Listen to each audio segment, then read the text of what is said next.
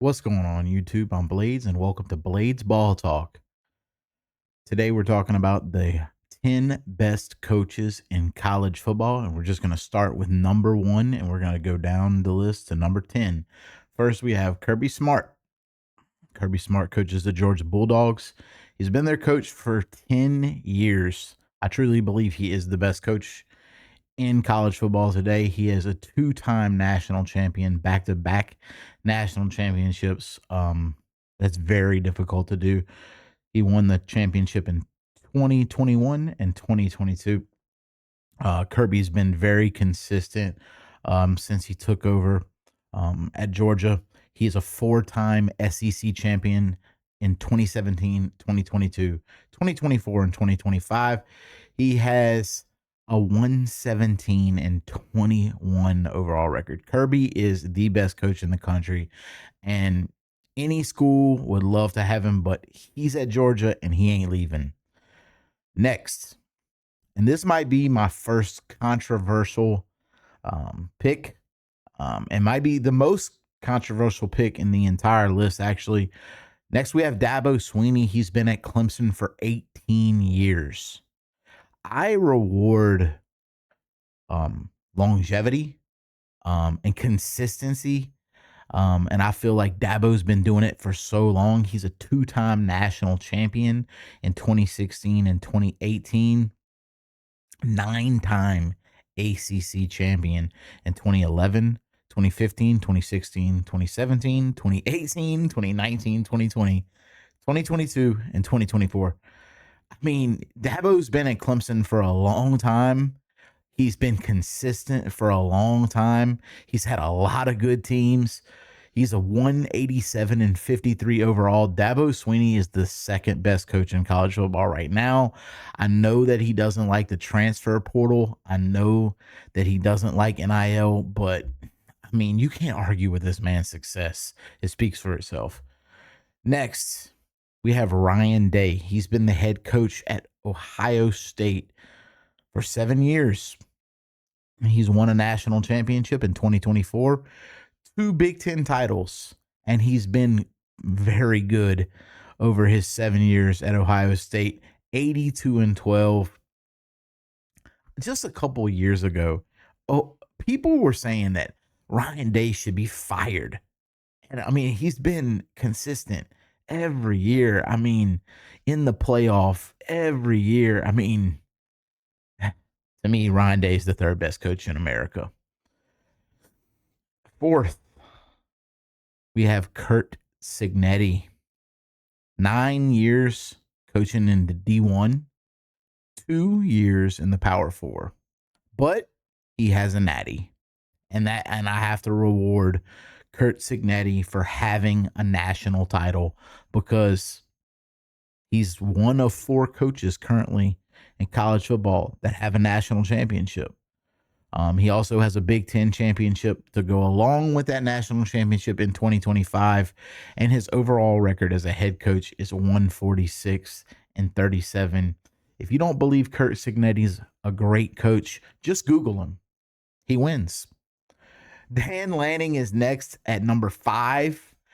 Dan Lanning does not have a national championship. No one else on this list does, but I believe that of the next 5 coaches that don't have a national title, Dan Lanning is the most appealing.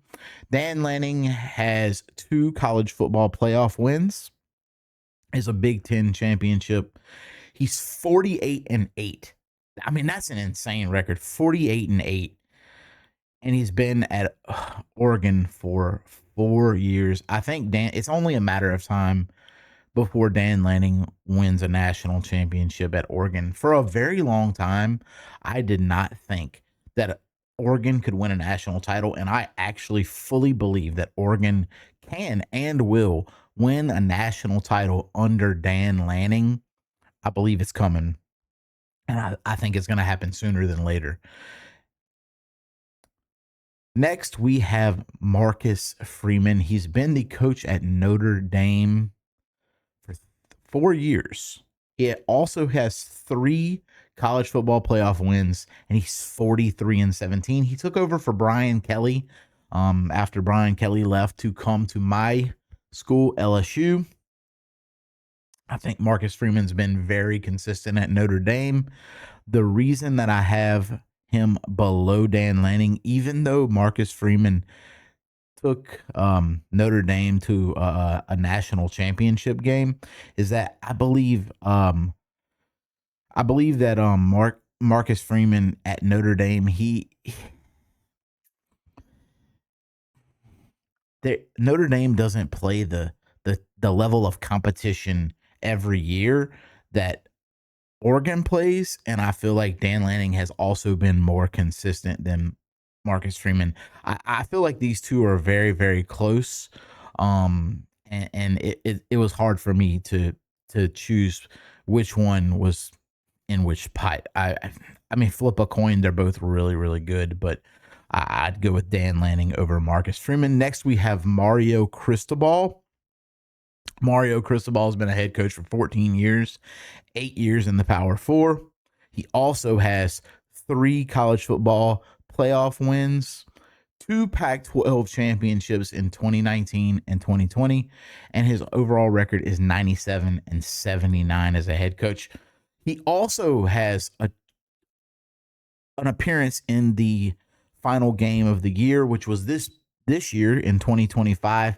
Unfortunately, he lost to Kirk Signetti, but it looks like Miami is on the rise. Miami has they're spending money in NIL and they're doing well in the transfer portal. And I think Mario Cristobal is going to be at the top of the ACC for years to come.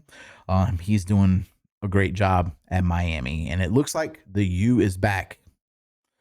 Next on the list, and I kind of went back and forth between these next 3 in the order that I was going to put them in, but I chose to go with Kalen DeBoer at number 8. Kalen DeBoer's been a head coach for 7 years at the D1 level and 4 years in the Power 4.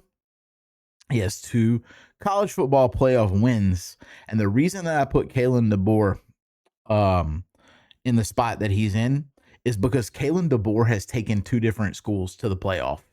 And I don't think anybody else on this list has done that. That's very impressive. Kalen DeBoer's overall record as a head coach is 124-20. He also has a Pac-12 championship in 2023. Unfortunately for Kalen DeBoer, I just don't see Alabama winning a national championship anytime soon. They're on the downfall. They're they're talented, but like I don't know. From what I'm seeing from Alabama the last few years, I just don't see them getting back to the top of the mountain anytime soon. And that sucks because I know Bama expects to win championships, and I am afraid that if Kalen DeBoer doesn't pick it up soon, that he won't be the coach at Alabama for much longer. Next on the list, and this might be the most controversial of them all. I know that I said that Dabo was the most controversial, but since I'm an LSU fan, a lot of people might say this is a homer pick. I don't think it is. I think Lane Kiffin is the 9th best coach in the country. He's been a head coach for 14 years, 11 in the Power 4. His record is 116-53 overall. And let's be real, Lane Kiffin at Ole Miss was incredible. And in 2025, Lane Kiffin led Ole Miss to the playoff, not Pete Golding. And if Lane Kiffin was allowed to coach Ole Miss in the playoff, he would have also won those playoff games. So he would have playoff wins under his belt, just like everybody else on the list. And I can't take that away from him. I truly do believe that Lane Kiffin is the 9th best coach in the country. He is the portal king for a reason, and I expect him to do great things at LSU in the next few years. I do expect LSU to compete at the highest level with Lane Kiffin as their head coach. I know Lane Kiffin will probably leave LSU for another job in a few years. I don't really care. I just want Lane Kiffin to win at LSU while he's here. And that's all that matters to me. All right. Last but not least is Steve Sarkisian. He is the 10th best coach in America. He's been a head coach for 12 years, all at the Power 4 level. He has 2 college football playoff wins, a Big 12 championship in 2023, and he's 89-50 overall. I can definitely see Texas winning a national championship, maybe even this year. I mean, they are loaded. I think Arch Manning, in the end of 2025, started to show that he is a really good quarterback. They did well in the transfer portal. They brought in Cam Coleman, and he's probably the second best receiver in America.